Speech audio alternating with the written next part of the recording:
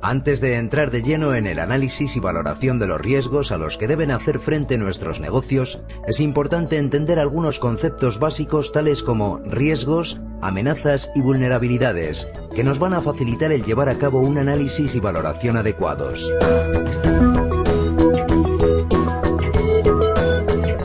La primera definición, como no puede ser de otra forma, se refiere a los riesgos.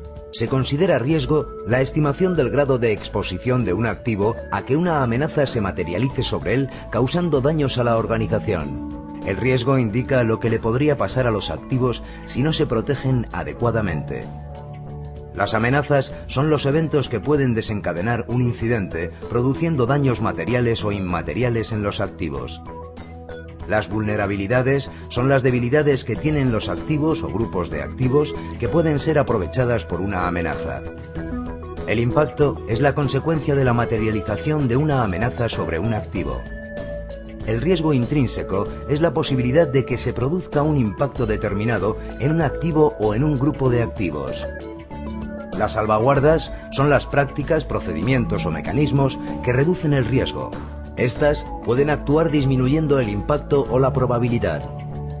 Por último, tenemos la definición de riesgo residual, que es el riesgo que queda tras la aplicación de salvaguardas. Por muy bien que protejamos nuestros activos, es imposible eliminar el riesgo al 100%, por lo que siempre quedará un riesgo residual en el sistema que la organización deberá asumir y vigilar.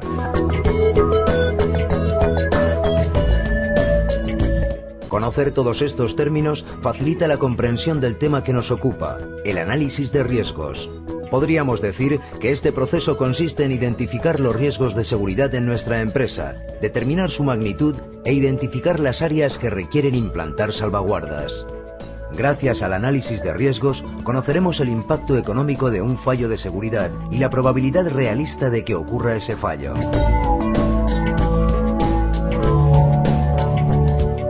El análisis de riesgos tiene que cubrir las necesidades de seguridad de la organización, teniendo siempre en cuenta los recursos económicos y humanos con los que ésta cuenta. La inversión en seguridad tiene que ser proporcional al riesgo. Por ejemplo, imaginemos que una empresa tiene un servidor que contiene información definida como de valor bajo. Para acceder al despacho en el que se encuentra el servidor, hay que acceder a través de un lector de retina. Posteriormente, para acceder al servidor, hay que utilizar un lector de huella digital. Resulta evidente que las medidas adoptadas por la empresa son desproporcionadas, teniendo en cuenta el valor de la información que contiene.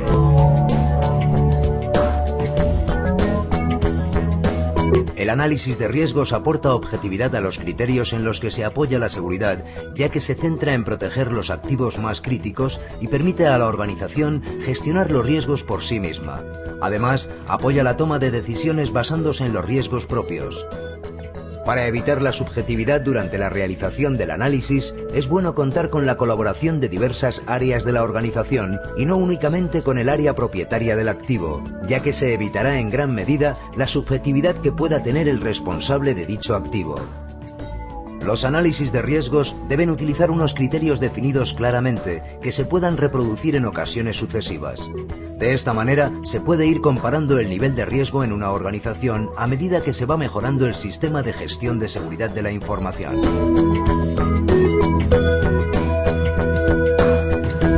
El análisis de riesgos se basa en el inventario de activos que hemos realizado con anterioridad.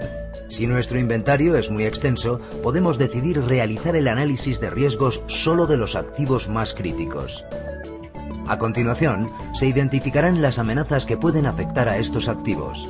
Se realiza una valoración en función del impacto que la amenaza puede causarle en el caso de que se materialice. Seguidamente, analizaremos las vulnerabilidades de los activos identificados y se realizará una valoración de las mismas. Si un activo está expuesto a una amenaza, pero no tiene una vulnerabilidad que le permita manifestarse, el riesgo es menor que si existe la vulnerabilidad. Una vez analizados los activos, las amenazas y las vulnerabilidades que pueden afectar a nuestros activos, se debe realizar un análisis de las salvaguardas o medidas de seguridad ya implantadas en la organización. Con todos estos datos, podremos realizar el estudio del riesgo y el impacto de todas estas variables sobre los diferentes activos.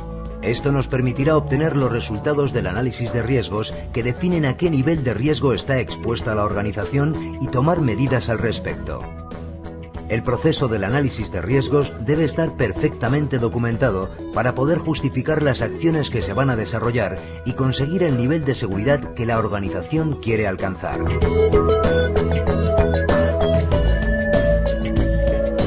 Existen multitud de metodologías que nos pueden facilitar la realización de un análisis de riesgos.